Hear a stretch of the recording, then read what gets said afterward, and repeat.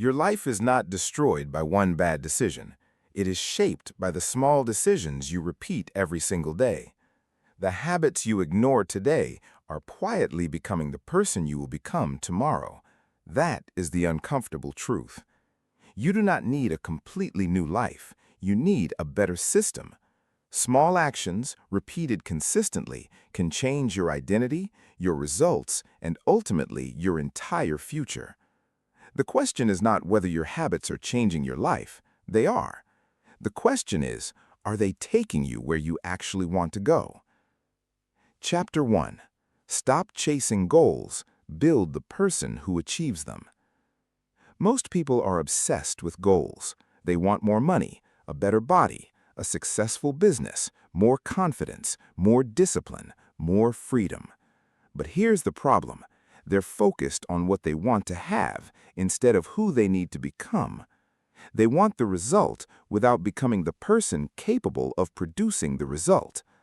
That is why so many goals disappear after a few weeks. The goal was never the real problem. The identity was. You say you want to lose weight, but do you see yourself as a healthy person? You say you want to become wealthy, but do you see yourself as someone who manages money, creates value, and thinks long-term? You say you want to become a writer, but do you see yourself as a writer who writes even when inspiration disappears? That's the key. Your behavior follows your identity, and if your identity stays the same, your habits will eventually pull you back toward the same results. Think about someone who repeatedly says, "I'm trying to quit smoking." That statement contains a hidden message, "I'm still a smoker." Now compare it with someone who says, "I don't smoke." The behavior may be identical in the beginning, but the identity is different. One person is fighting to change a behavior, the other is protecting a new identity. That distinction matters, because lasting change is not simply about forcing yourself to behave differently. It is about becoming someone for whom that behavior makes sense. A disciplined person behaves differently from an undisciplined person. A reader behaves differently from someone who says they want to read. An athlete behaves differently from someone who occasionally thinks about exercising. An entrepreneur behaves differently from someone who constantly says they want to start a business. So stop asking only, "What do I want to have?" Start asking, "Who must I become?" That question changes the game. If you want to become a reader, don't obsess over finishing 50 books this year. Become someone who reads every day. If you want to become fit, stop obsessing over the perfect body. Become someone who trains consistently. If you want to become financially successful, stop obsessing over looking wealthy. Become someone who creates value, controls spending, saves intelligently, and invests patiently. The goal gives you a destination, the identity gives you a direction, and direction determines what you do every day. Now understand something important. Every action is a vote. Every action. When you exercise, you cast a vote for the identity of a healthy person. When you study instead of scrolling, you cast a vote for the identity of a disciplined person. When you save instead of spending impulsively, you cast a vote for the identity of a financially responsible person. And when you keep a promise you made to yourself, you cast a vote for the identity of someone who can trust themselves. And when you repeatedly break those promises, you cast votes in the opposite direction. One bad decision does not define you, but repeated decisions create evidence. Evidence creates belief. Belief strengthens identity, and identity influences behavior. That's the key. Every action is a vote for the person you are becoming. So stop saying, "One day I'll become disciplined." Start proving it today. One action, one decision, one vote. You have a choice. Every day, every hour, every decision, every action is a vote. So stop chasing the outcome. Build the identity. Change the identity. Change the behavior. Change the life. because the 7 powerful ideas ahead are not about giving you another temporary burst of motivation. They're about changing the systems and habits that repeatedly produce your life. Now that you understand where transformation begins, who you become determines what you repeatedly do, and what you repeatedly do determines what your life eventually becomes. Now that you understand the identity behind transformation, it is time to understand the power of the smallest actions. Chapter 2. Small habits are not small when they compound. Most people underestimate small actions. They look at one workout and think, what difference can this really make? 1 page of reading? $1 saved? 1 hour of focused work? 1 healthy meal? 1 decision to put the phone away? It feels insignificant, and that is exactly why people ignore it. They're looking for dramatic change while their future is being built through ordinary actions. Here's the truth. Small habits are not small when they are repeated. 1 decision may not transform your life, but 1 decision repeated every day can. That's the key. Your life does not change because of what you occasionally do. It changes because of what you repeatedly do. Think about someone who reads 10 pages every night. 10 pages does not sound impressive, but 10 pages every day becomes thousands of pages over time. A person who reads 10 pages a day is not simply reading 10 pages. They are building knowledge. They are expanding their vocabulary. They are developing concentration. They are exposing themselves to new ideas. They are becoming a different person through repetition. Now compare that with someone who keeps saying, one day I'll start reading. Months pass, nothing changes. Years pass, still nothing changes. One person accumulated thousands of pages. The other accumulated thousands of excuses. Small choices become big consequences. That's the key. The same principle applies to money. Saving a small amount may feel pointless when the amount is small, but the habit of saving teaches restraint. It creates consistency. It changes how you think about spending. It teaches you to delay gratification, and over time, the money itself begins to compound. But compounding is not only financial. Your knowledge compounds. Your fitness compounds. Your relationships compound. Your reputation compounds. Your skills compound.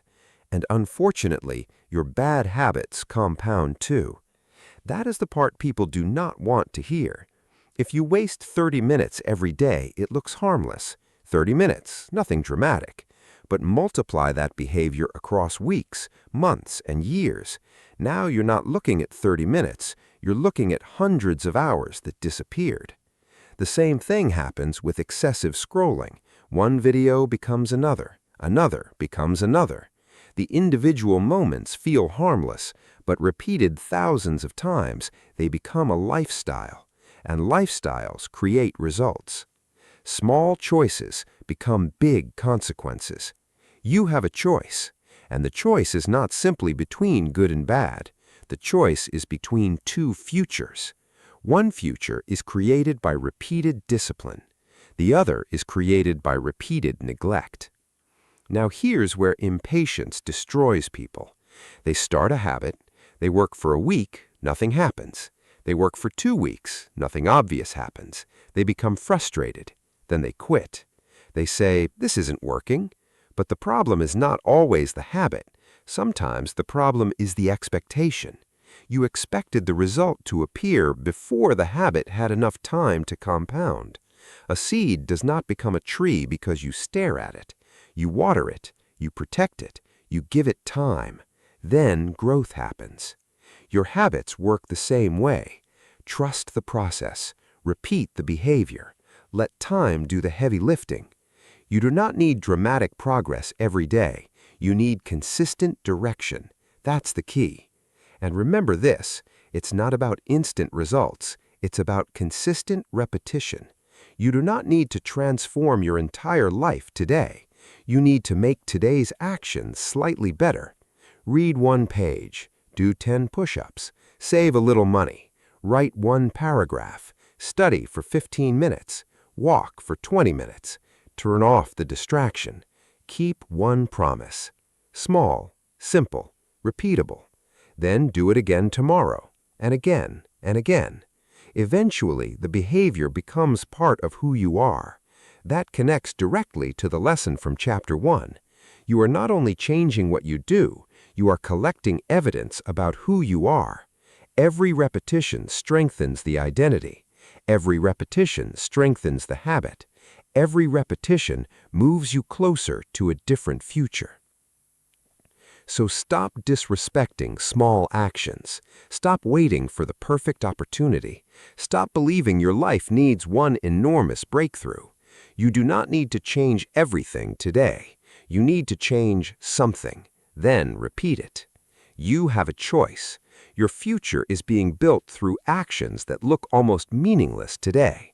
A page, a workout, a dollar, a decision, a focused hour, a refusal, a repetition. And eventually, those small actions become something impossible to ignore. Small habits are not small when they compound.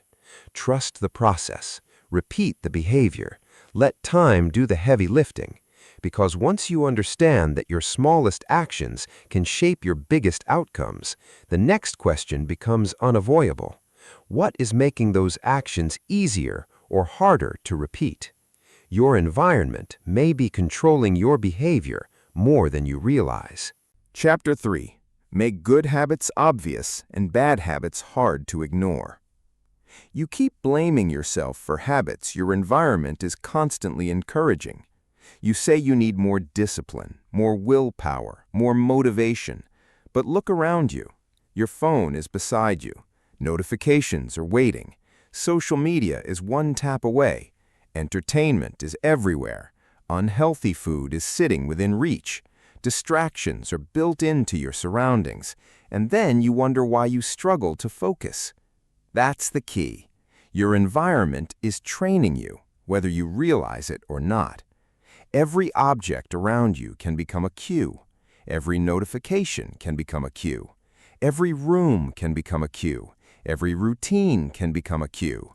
And once the cue becomes familiar, your brain begins connecting it with a predictable behavior. You see your phone. You check it.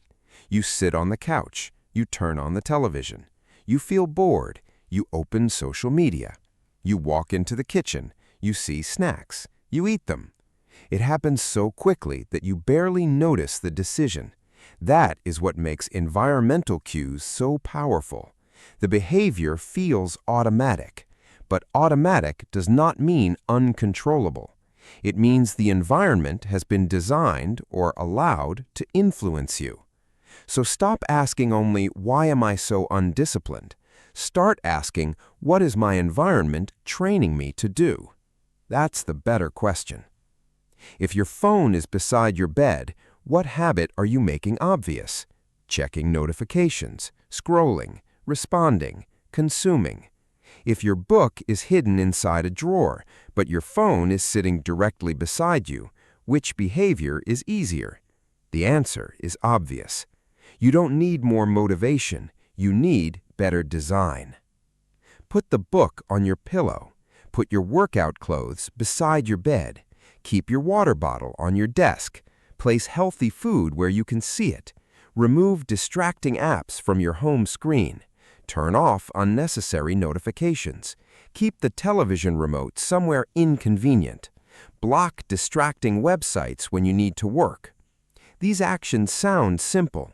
They are simple, and that is precisely the point. Make the good habit obvious. Make the bad habit invisible. You have a choice. You can keep fighting the same temptation every day, or you can remove the temptation from your environment. Think about someone trying to eat healthier. They buy healthy food, then they also buy cookies, chips, candy, and sugary drinks. Everything is sitting in the kitchen. Everything is visible. Everything is accessible. Then they tell themselves, I just need more self-control. No. Maybe you need fewer unnecessary battles. If the unhealthy food is not in the house, the decision becomes easier. If the healthy food is prepared and available, the good decision becomes easier. That's the key. Make the right behavior easier to see and easier to start. The same principle applies to work. You say you cannot concentrate, but your phone is buzzing every 5 minutes. Your browser has 20 tabs open. Your desk is cluttered. Your social media accounts are one click away. Your television is playing in the background, and you expect your brain to produce deep focus. That's unrealistic. You are asking your environment to distract you and your willpower to defeat it. Stop doing that. Design the environment. When it is time to work, remove the phone. Close unnecessary tabs. Clear the desk. Prepare the tools you need. Define the task. Create a space where work becomes the obvious behavior.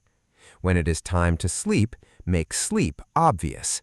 Dim the lights. Put the phone away. Prepare the room. Create a consistent bedtime routine. When it is time to read, make reading obvious. Keep the book visible. Keep it within reach. Read at the same time each day. You are not trying to become a completely different human being overnight. You are changing the signals surrounding your behavior, and those signals matter, because your environment does not merely influence what you do, it influences what feels normal. If everyone around you constantly complains, complaining starts feeling normal. If everyone wastes hours scrolling, wasting time starts feeling normal. If everyone avoids difficult work, avoidance starts feeling normal. But if you surround yourself with people who exercise, read, build businesses, study, create, and pursue meaningful goals, discipline starts becoming normal too. That's why your environment includes more than furniture and technology. It includes people, conversations, culture, expectations, standards. The people around you can reinforce your old identity or support your new one. So pay attention. What behavior gets rewarded around you? What behavior gets mocked?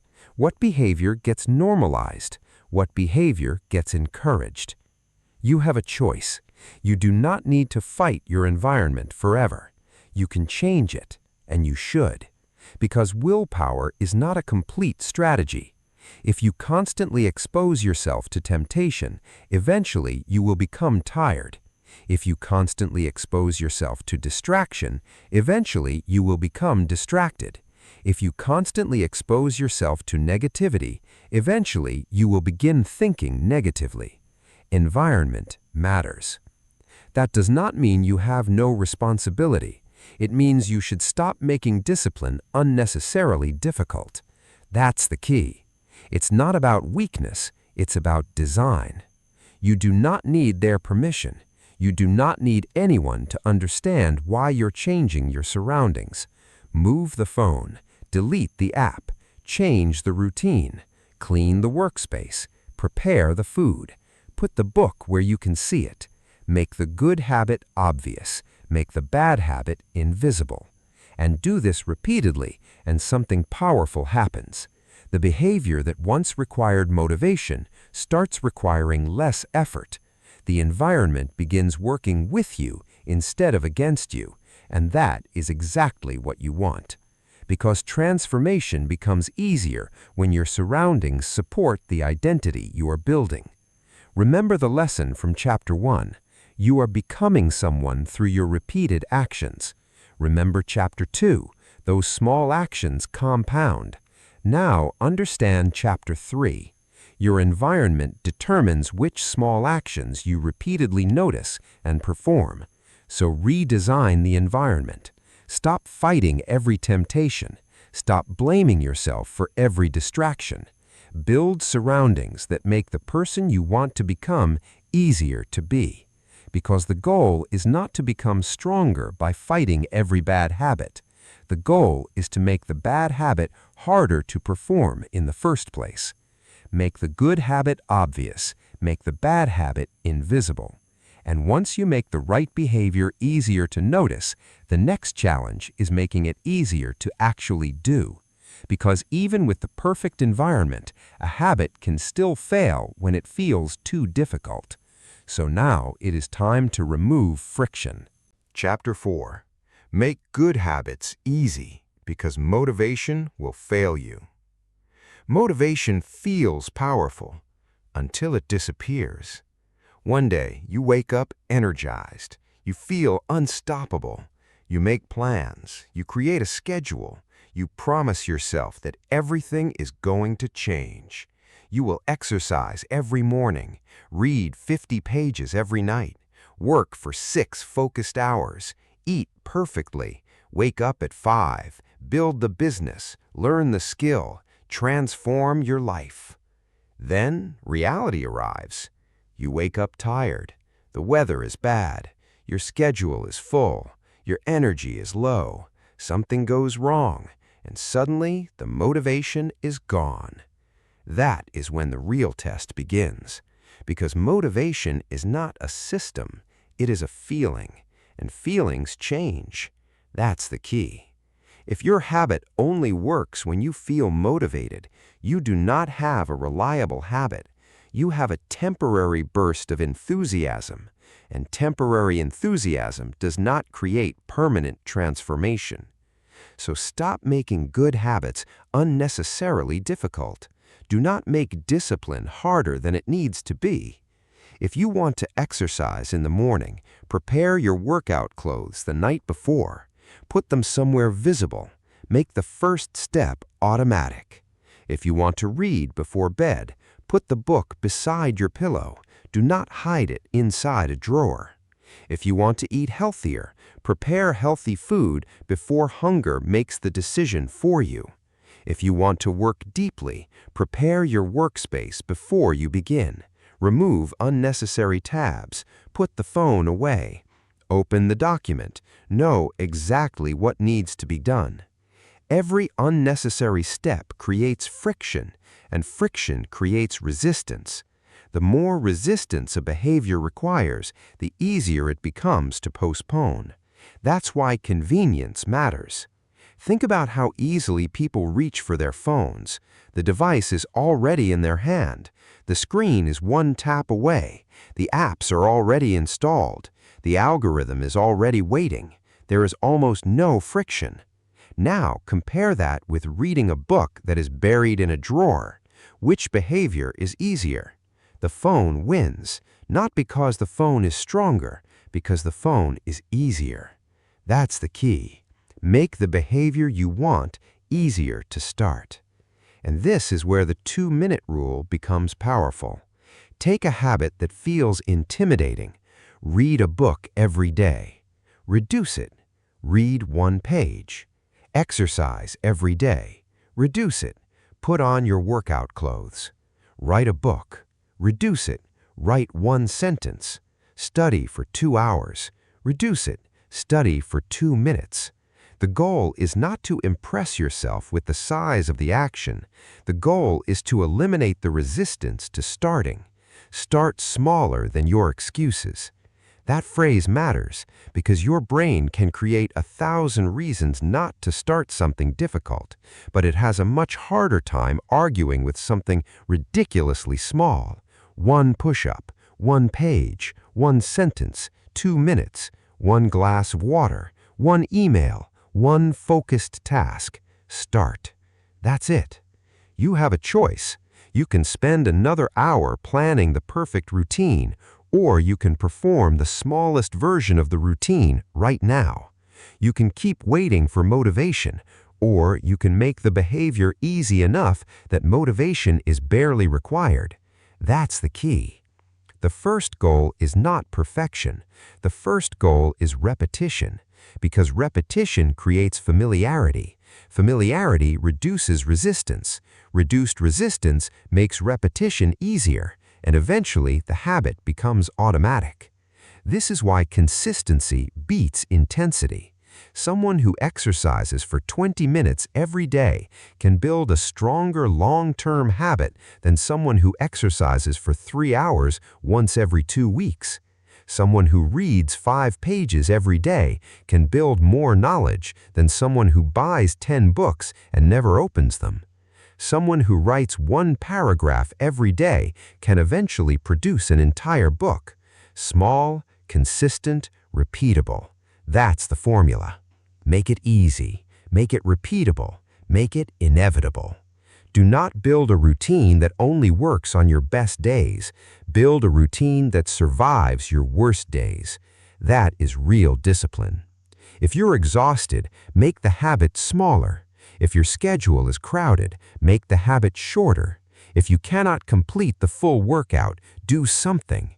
If you cannot read 50 pages, read 2. If you cannot write 1,000 words, write 1 sentence. Do not allow an imperfect day to become a 0 day, because the habit is more important than the performance. You are teaching yourself something. You are teaching your brain, I am someone who shows up. That's the key. Remember Chapter 1.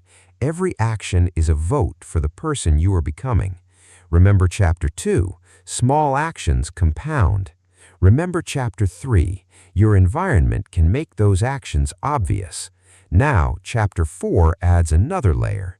Make those actions easy. Reduce the friction. Shrink the starting point. Remove unnecessary steps. Prepare in advance. Make the desired behavior convenient. And stop confusing difficulty with value. Something does not need to be difficult to be meaningful. The best habit is often the one you can actually repeat. You do not need their permission. You do not need to prove that your routine is extreme. You do not need to wake up at 4 in the morning just because someone online says you should. Build what works. Build what lasts. Build what survives real life. Because it's not about intensity. It's about consistency. You have a choice. Make the habit so easy that starting becomes almost automatic. Then repeat it again and again and again.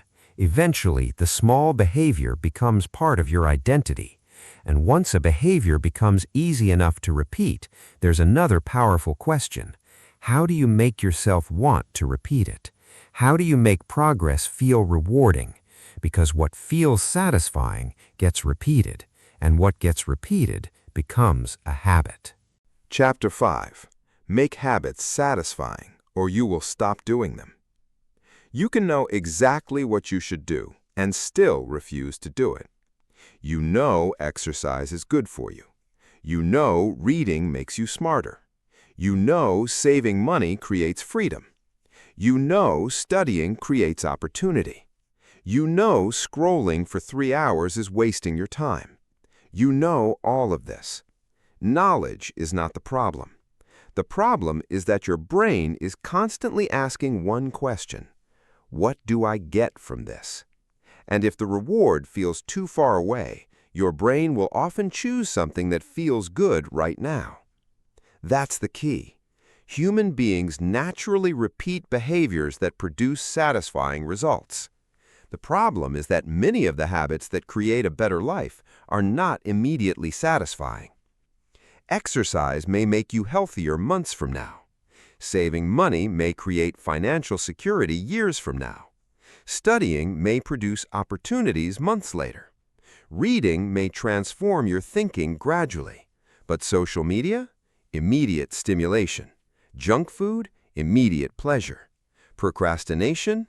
Immediate relief. That is the battle. The bad habit often gives you the reward now. The good habit often gives you the reward later. And if you're not careful, you'll sacrifice your future for a few seconds of immediate satisfaction. You have a choice. So how do you make good habits easier to maintain? Give your brain evidence that the behavior is working. Make progress visible. Track the habit. Mark the calendar. Use a checklist. Count the workouts. Track the pages. Record the money saved. Measure the hours spent practicing. You need evidence, because progress that cannot be seen can easily be forgotten. Imagine someone trying to exercise consistently. At the beginning, they may see almost no physical change. They work out for a week. Nothing obvious happens. 2 weeks, still nothing dramatic. 3 weeks, they become frustrated. But imagine that person marking every workout on a calendar. 1 mark, then another, then another. Suddenly, they can see something. Not necessarily a transformed body, but a transformed pattern. They can see evidence that they are showing up, and that evidence matters. What gets tracked gets noticed. What gets noticed gets repeated. That's the key. You are not just tracking the habit, you're reinforcing the identity behind it. Every check mark says, I showed up. Every completed workout says, I kept my promise. Every saved amount says, I controlled my spending. Every page read says, I invested in my mind. Every focused hour says, I protected my attention. These small victories create satisfaction, and satisfaction strengthens repetition. But there's another danger, the obsession with perfection. People build a streak, 7 days, 10 days, 30 days. Then something happens. They miss 1 day, and they think, I ruined everything. No, you missed 1 day, that's all. One mistake does not erase your progress. One missed workout does not make you unhealthy. One unhealthy meal does not destroy your entire diet. One wasted afternoon does not destroy your future. But here's where the real danger begins. You miss 1 day, then you miss another, then another. Soon the exception becomes the routine. That's why the rule is simple. Never miss twice. Miss once, get back tomorrow. Fall off, return immediately. Break the streak, start another one.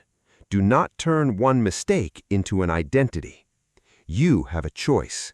You can use failure as evidence that you cannot change, or you can use failure as evidence that you need to return to the system. That's the key. Real discipline does not mean never failing. Real discipline means recovering quickly. You will have bad days. You will get tired. You will become distracted. You will make poor decisions. You will lose momentum. That's normal. What matters is what happens next. The person who succeeds is not necessarily the person who never struggles. It is often the person who refuses to let 1 bad day become a bad month. Never miss twice. And understand this. You don't need to reward every good habit with something destructive. You don't need to exercise and then reward yourself with an entire day of unhealthy eating. You don't need to study for an hour and then waste 4 hours scrolling. The reward should reinforce the identity. Finishing a workout can feel good because you showed up. Finishing a chapter can feel good because you learned something. Completing your work can feel good because you kept your promise. The satisfaction comes from becoming more capable, more disciplined, more reliable, more intentional. That's the key. And remember the previous chapters. Chapter 1 taught you that every action is a vote for who you are becoming. Chapter 2 taught you that small actions compound. Chapter 3 taught you to design your environment. Chapter 4 taught you to make good habits easy. Now, Chapter 5 teaches you to make those habits satisfying enough to repeat. Make it obvious. Make it easy. Make it satisfying. You have a choice. Stop demanding instant transformation. Start collecting visible evidence of progress. Track the behavior. Celebrate the consistency. Recover quickly when you fail. Never miss twice. And remember, it's not about perfection, it's about discipline. You don't need their permission. You don't need a perfect streak. You don't need a perfect week. You need to keep returning. Because every return is another vote for the person you are becoming. Every repetition strengthens the habit. Every habit shapes the identity, and every identity shapes the life. So track it, repeat it, reward it, protect it, and when you fall, get back up immediately. Never miss twice. Because the goal is not to become someone who never fails. The goal is to become someone who refuses to stay down. And now the deeper challenge begins. What happens when motivation disappears, temptation increases, and your environment is no longer enough to carry you? You cannot rely on willpower forever. You need a system that works even when you don't feel like working. Chapter 6. Stop relying on willpower. Fix your system. You keep saying you need more willpower, more discipline, more self-control, more motivation. But what if the problem is not that you are weak? What if your system is weak? That's the key. Too many people design their lives around temptation and then blame themselves when temptation wins. They sit down to work with their phone beside them. Notifications are active. Social media is open. Entertainment is one click away. Then they say, "Why can't I concentrate?" They try to study with distractions everywhere. They keep junk food in the house while trying to eat healthier. They keep spending money impulsively while trying to save. They stay up late watching videos while promising themselves they will wake up early. Then they blame willpower. Stop. Do not depend on motivation. Build the system. Willpower is useful, but willpower is limited. You are going to have good days. You are going to have bad days. You are going to feel energetic sometimes. You are going to feel exhausted sometimes. You are going to feel focused. You are going to feel distracted. If your entire life depends on feeling motivated, your results will constantly fluctuate. That's not a system. That's a gamble. A strong system makes the right behavior easier, even when motivation is low. Think about a student preparing for an important examination. One student says, "I will study whenever I feel motivated." The other says, "I study from 7 p.m. to 9 p.m. every weekday." The first person depends on emotion. The second person depends on structure.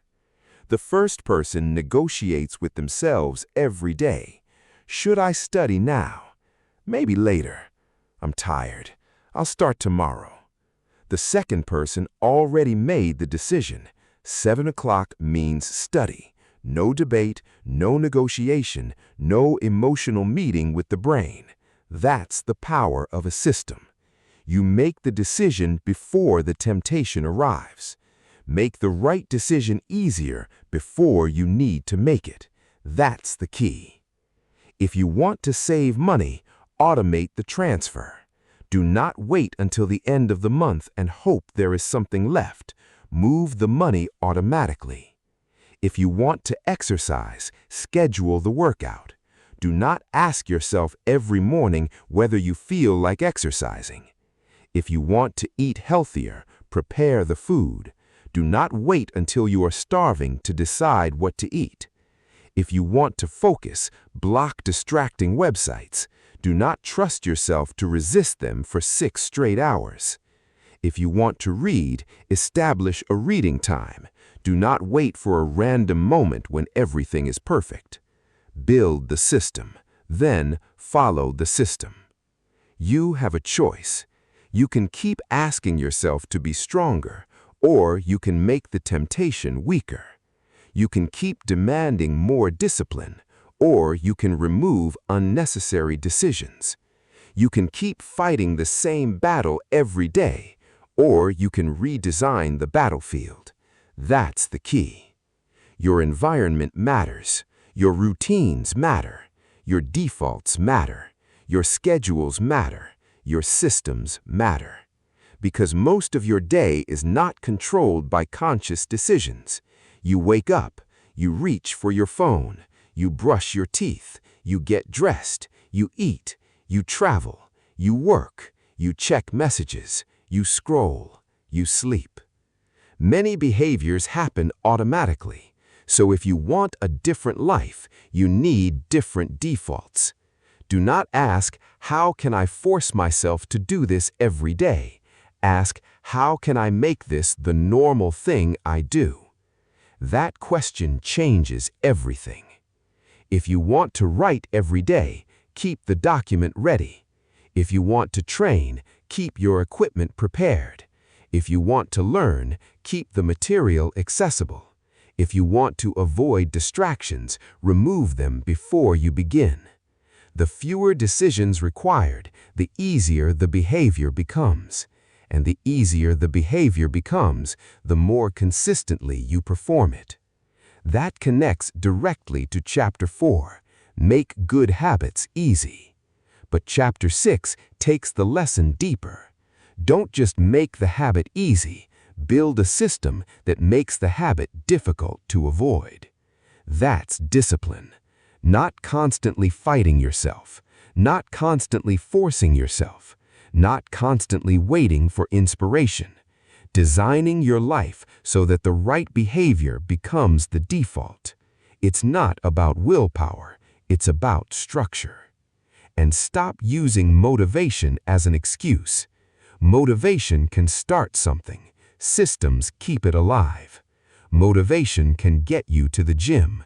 Systems get you back tomorrow. Motivation can make you read one book. Systems turn reading into a lifestyle. Motivation can make you save money once. Systems make saving automatic. Motivation can make you work hard for a week. Systems create consistency for years. That's the key. Do not depend on motivation. Build the system.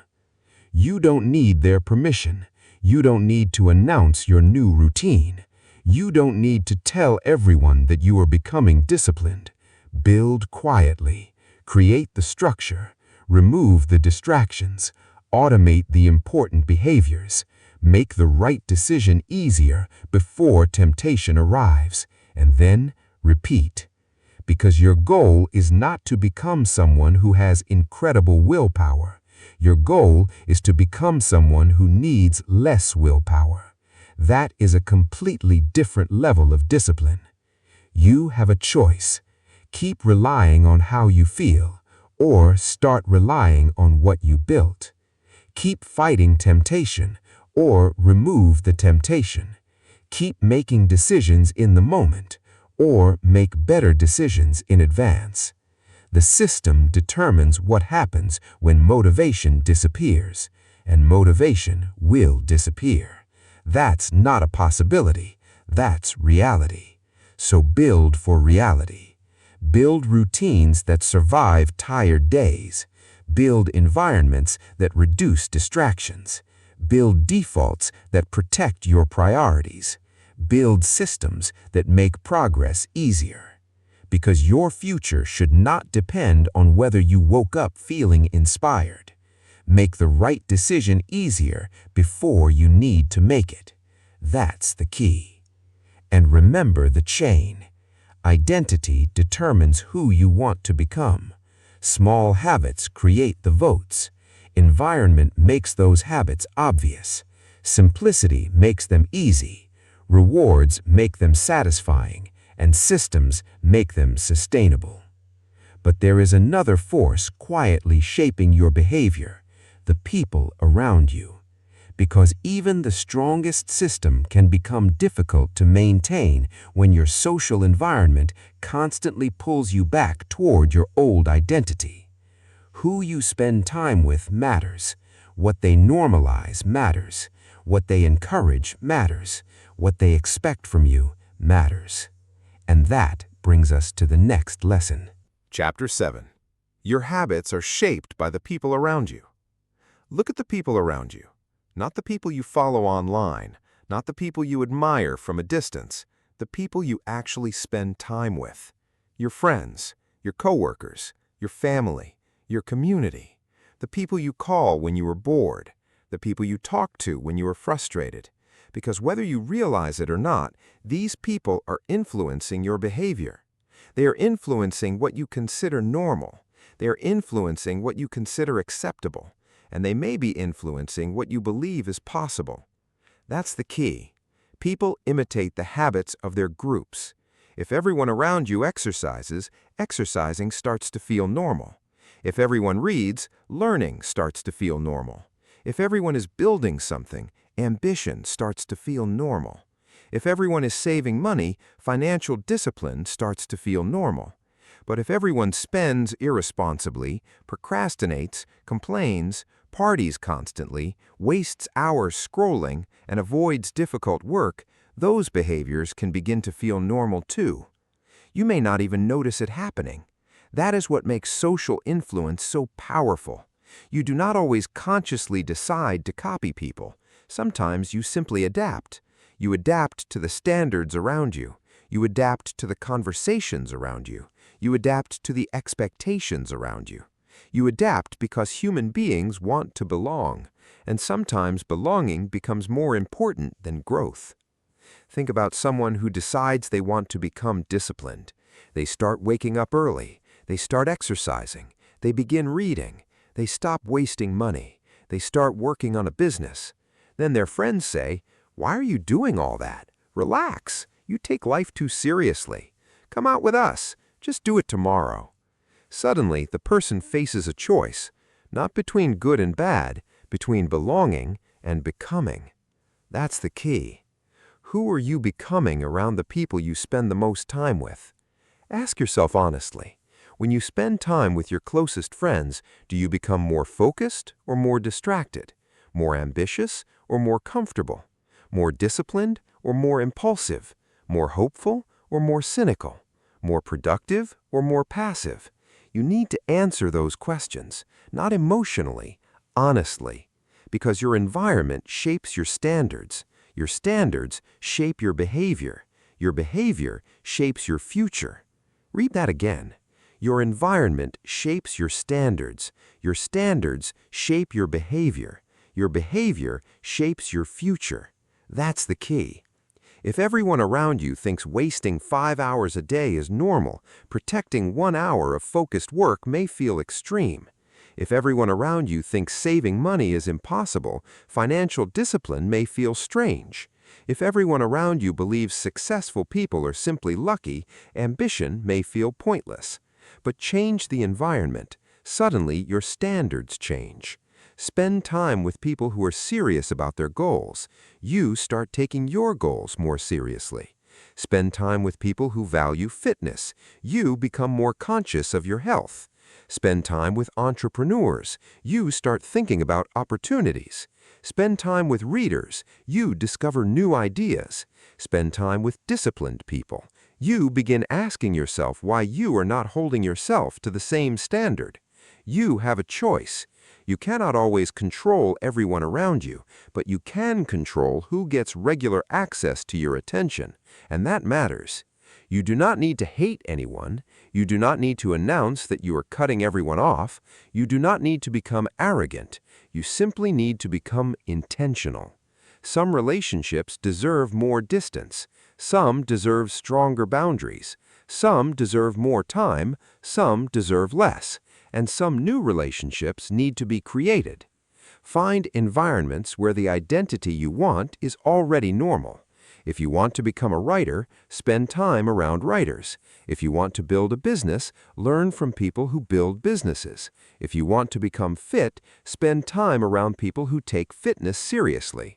If you want to learn, join communities where learning is valued. You are looking for evidence. Evidence that your desired identity is possible. Evidence that your desired behavior is normal. Evidence that the person you want to become already exists. That's powerful, because sometimes you don't need more motivation. You need a different reference point. You need to see people doing what you are trying to do. You need to hear different conversations. You need different standards. You need different expectations. That's the key. And this is where you need courage, because growth sometimes requires disappointing people. People may not understand your new priorities. They may joke about your discipline. They may question your ambition. They may prefer the old version of you. But listen carefully. You do not need their permission. You do not need everyone to approve of your growth. You do not need everyone to understand your goals. You do not need everyone to come with you. Some people will support the old version of you because the old version was familiar, but you are not required to remain familiar.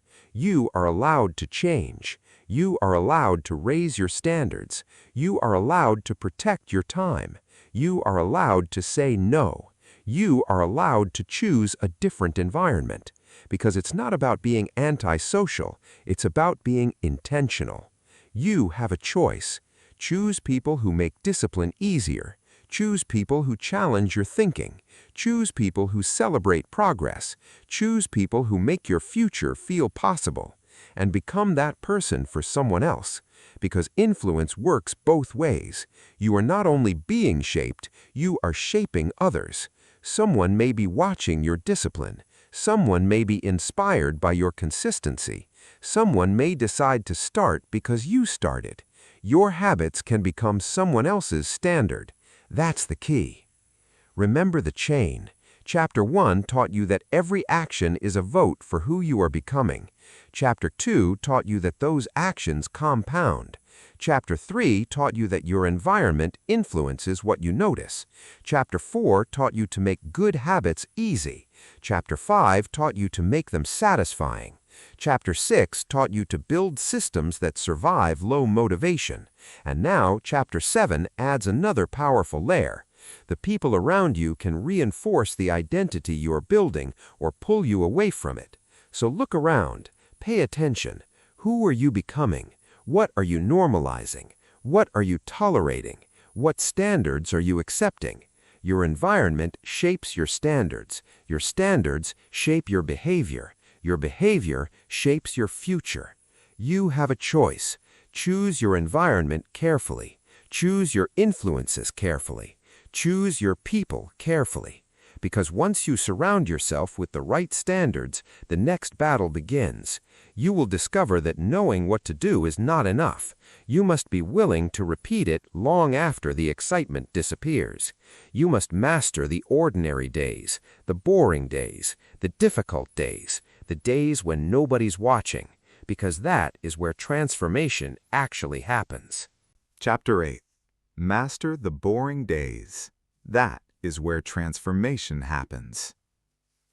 The beginning is easy. The beginning is exciting. You set the goal, you buy the notebook, you download the app, you create the schedule. You tell yourself, this time will be different. And for a while, it feels different. You're motivated, you're focused, you are excited about the future. Then something happens. The excitement disappears.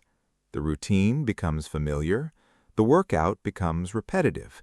The books stop feeling exciting. The business becomes difficult. The writing becomes tedious. The studying becomes boring. And suddenly, the habit that once felt inspiring feels ordinary. This is where most people quit. That's the key. The boring days are not a sign that something is wrong. They are part of the process.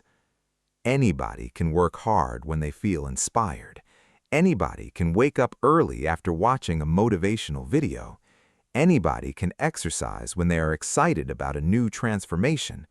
Anybody can work on a dream when the dream still feels glamorous. But what happens when nobody's watching? What happens when the results are slow? What happens when the excitement is gone? What happens when the work becomes repetitive? That is where discipline begins. You have a choice.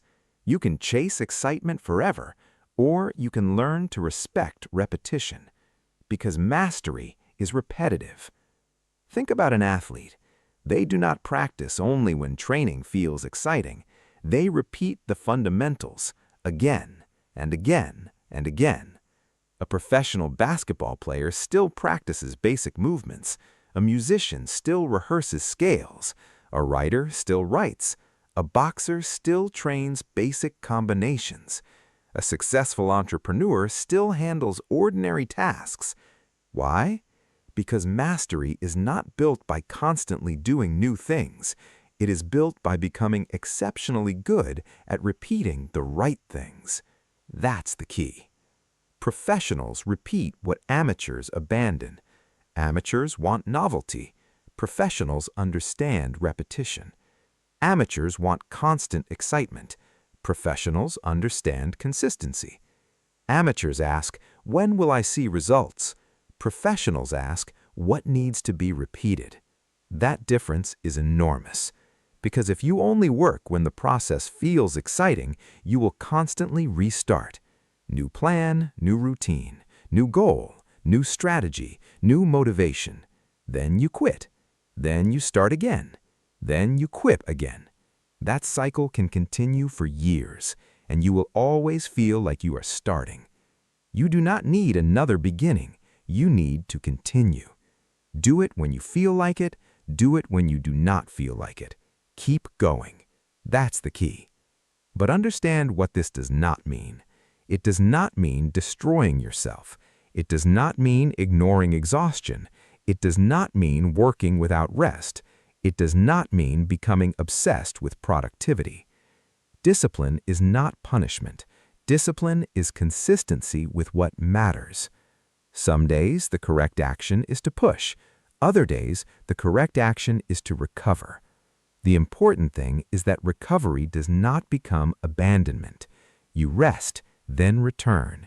You slow down, then continue. You adjust, then continue.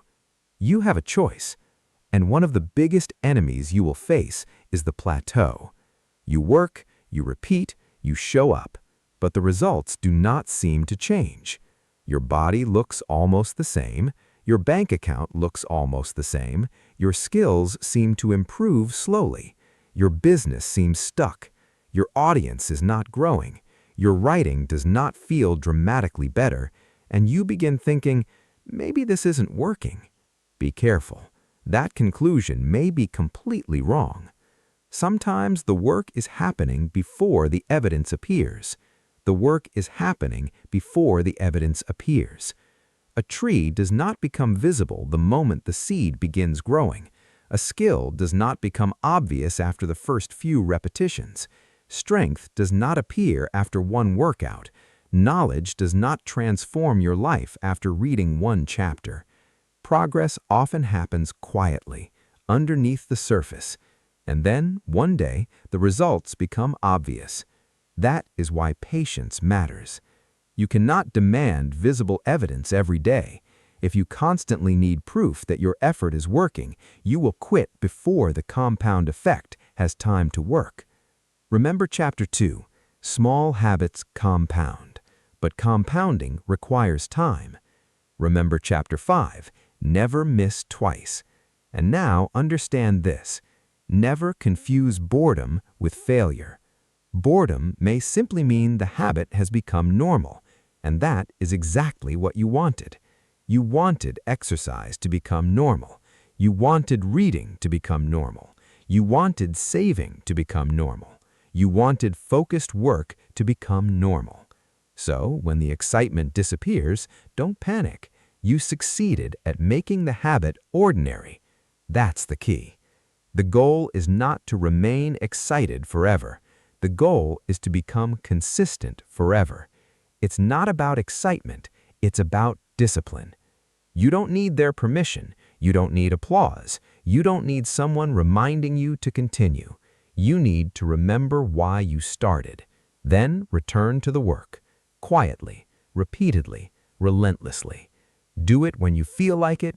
Do it when you do not feel like it. Keep going. Because the person who masters the boring days eventually separates themselves from the person who only performs on motivated days. And this is where transformation becomes real. Not when you feel unstoppable, but when you feel ordinary and still show up. Not when everyone is watching, but when nobody cares.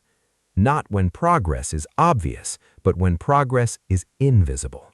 That is discipline. That is consistency. That is identity in action. You have a choice. Quit because it feels boring, or continue because you understand what repetition is creating. Trust the process. Repeat the behavior. Let time do the heavy lifting. The work is happening before the evidence appears. And remember the chain. Identity determines who you want to become. Small habits create the votes. Environment makes them obvious. Simplicity makes them easy. Rewards make them satisfying. Systems make them sustainable. The right people reinforce them, and repetition turns them into mastery. But there is still another danger. You can become consistent with a system that is no longer serving you. You can become so comfortable with your routine that you stop questioning it. You can repeat yesterday's methods simply because they once worked. Growth requires another skill, the ability to examine yourself, adapt, improve, evolve. Because becoming better is not about repeating blindly. It is about repeating intelligently. And that brings us to the next lesson. Chapter 9. Stop asking for a better life. Become better at living. You have changed. Your responsibilities have changed. Your priorities have changed. Your goals have changed. So why are you still using the same habits? Why are you still following the same routines? Why are you still operating with the same systems you created years ago?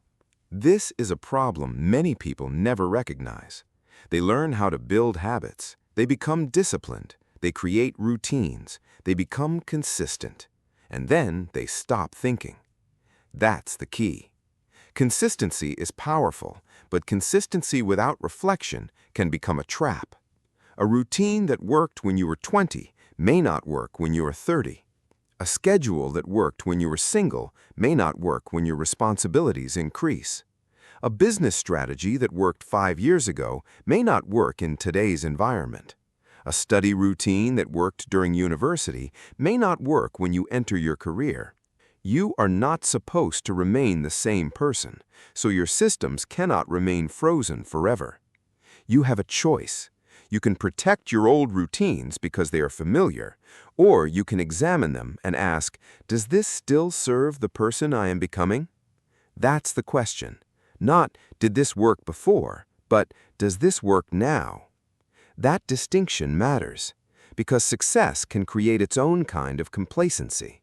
You discover something that works, you repeat it, you get results, you become comfortable. Then, eventually, circumstances change, but your behavior does not. And suddenly, the system that once created progress begins creating stagnation. You keep doing the same thing because it used to work. That's dangerous. Imagine an athlete who refuses to update their training. Imagine a business owner who refuses to adapt to changing customer behavior. Imagine a student who refuses to change their study method even though their results have declined. Imagine someone who keeps the same financial habits despite their income and responsibilities changing. The problem is not a lack of consistency. The problem is a lack of adaptation. That's the key. Never stop refining the system. Ask yourself regularly, what is working? What is not working? What am I doing out of habit rather than purpose? Where am I wasting time? What behavior is producing results? What behavior is producing problems? What should I start? What should I stop? What should I continue? These questions force you to pay attention, and attention creates improvement. You do not need to rebuild your entire life every week. That would create chaos. You need periodic reflection, a review, a reset, a correction. Think about driving a car. You choose a destination, you start moving, but you constantly make small corrections, a slight turn, a slight adjustment, a change in speed. You do not throw away the entire car because you needed to turn. You adjust the direction. Your life works the same way. Small adjustments can prevent massive problems later. That's the key. Never stop becoming. You have a choice. You can defend your current identity, or you can allow yourself to evolve. Maybe you used to be the person who worked all night. Now you need to become someone who protects sleep. Maybe you used to chase every opportunity. Now you need to become someone who chooses carefully. Maybe you used to measure success by money. Now you measure it by freedom, impact, health, relationships, and meaningful work. Maybe you used to say yes to everyone. Now you understand the value of boundaries. Growth changes the definition of success, and that is not failure. That is maturity. The danger is becoming attached to an outdated version of yourself. You say, "This is just who I am." No, that may be who you were. Your identity is not a prison. You can update it. You can change the rules. You can change the standards. You can change the habits. You can change the system. You can change your direction. You do not need their permission. You do not need everyone to understand why you are changing. You are allowed to outgrow old routines. You are allowed to outgrow old environments. You are allowed to outgrow old expectations. You are allowed to become someone different. That's the key. But do not confuse constant change with progress. Some people are addicted to starting over. New planner, new app, new schedule, new goal, new productivity method, new diet, new business idea. They're constantly changing everything, and because they never stay consistent long enough, nothing compounds. That is not adaptation. That is avoidance. Real growth requires a balance. Stay consistent with what works. Change what does not. That's the key. Never stop refining the system. Never stop becoming. Because your life is not a finished product. It is a system under construction. Every day you are building. Every day you are adjusting. Every day you are becoming. And eventually all of these habits, systems, identities, environments, and decisions lead somewhere. They lead to a future that is being constructed right now. Not someday, not later, today. And that brings us to the final lesson. The final question is not what you learned, it is what you are going to do with it. Because knowledge without action changes nothing. You can understand every principle in this book and still wake up tomorrow and repeat the same habits. Or you can finally apply them. Chapter 10. Your future is being built by what you do today. Your future is not waiting for you. It is being built right now. Not tomorrow, not next year, not when you finally become motivated, not when you have more money, not when life becomes easier. Right now.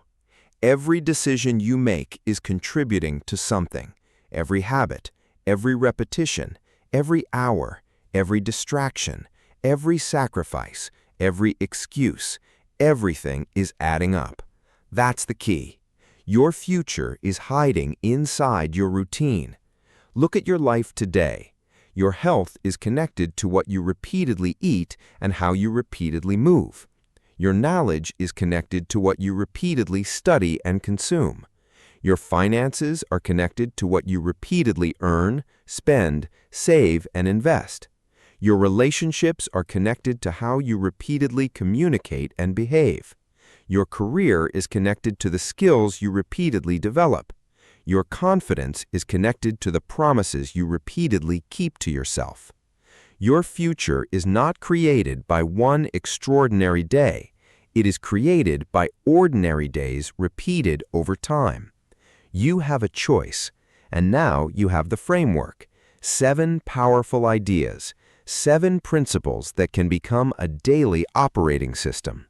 First, change the identity.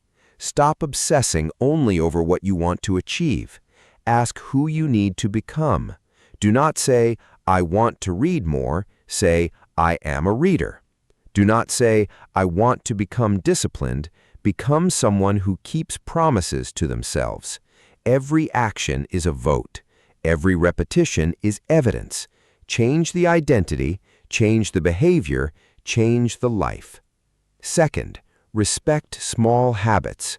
1 page, 1 workout, 1 focused hour, 1 saved amount, 1 healthy decision, 1 disciplined choice.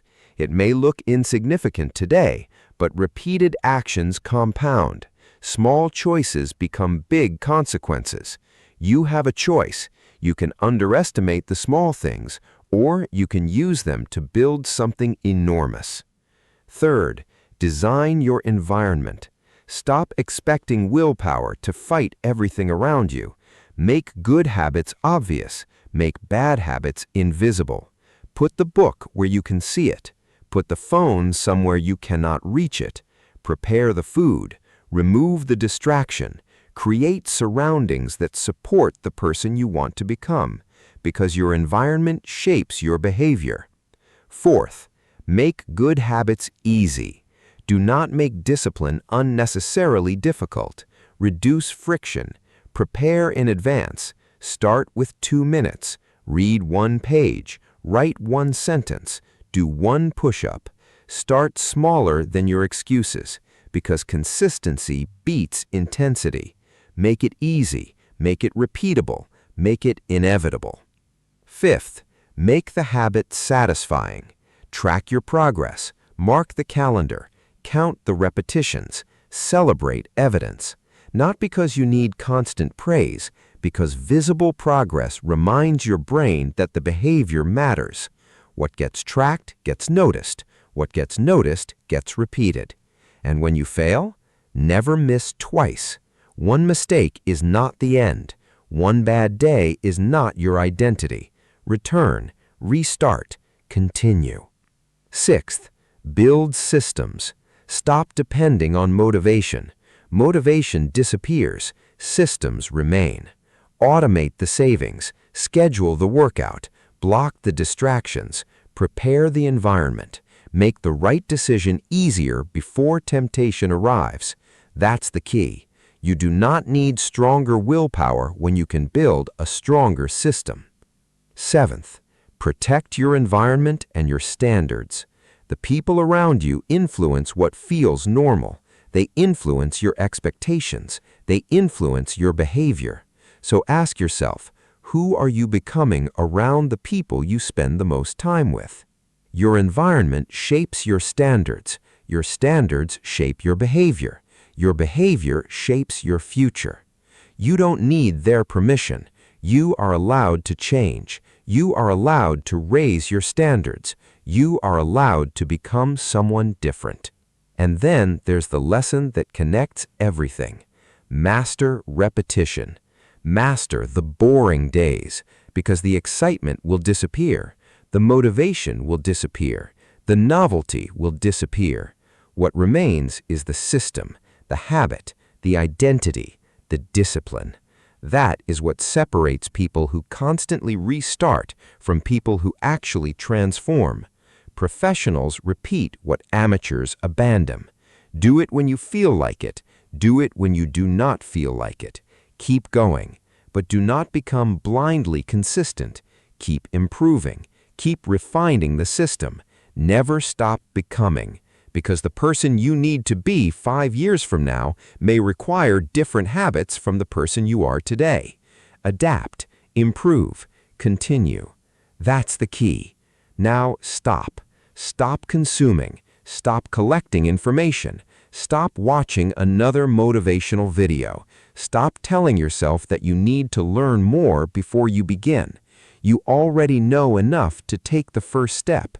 You have a choice, and this is your immediate assignment. Choose 1 habit to start, not 5, 1. Choose 1 habit to remove, not everything, 1. Then choose 1 change to make to your environment. Move something, remove something, prepare something, block something, change something. Do it today, not tomorrow, today. Because the purpose of knowledge is action. The purpose of understanding is application. The purpose of this audiobook is transformation. And transformation doesn't happen because you listened to 10 chapters. It happens when you behave differently after listening to them. That's the key. You can listen to this entire audiobook and remain exactly the same. Or you can take 1 idea and turn it into a habit. You can know everything and change nothing. Or you can know 1 thing and apply it relentlessly. Do not admire the lesson, apply it. Your future is hiding inside your routine. Look at what you repeatedly do. That is where your future is going. If you don't like the direction, change the routine. If you want a different future, build different habits. If you want a different identity, Cast different votes. If you want different results, repeat different behaviors. You have a choice. Every morning, every afternoon, every evening, every decision, every temptation, every opportunity, every day.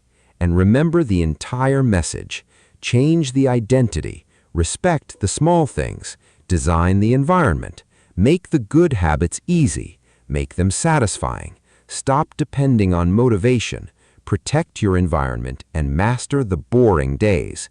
Because transformation is not one massive decision. It is thousands of small decisions made when nobody's watching. You have a choice. You can continue repeating the habits that created your current life, or you can start building the habits that create your future. Do not wait for motivation. Do not wait for Monday. Do not wait for the perfect moment. Start small. Start today. Repeat tomorrow. Then repeat again. Your habits are building your future right now, so build deliberately. If this audiobook gave you something valuable, like this video, subscribe to Mindshift Audiobooks and turn on notifications for more powerful ideas designed to change the way you think, act, and live. Now stop listening. Start becoming.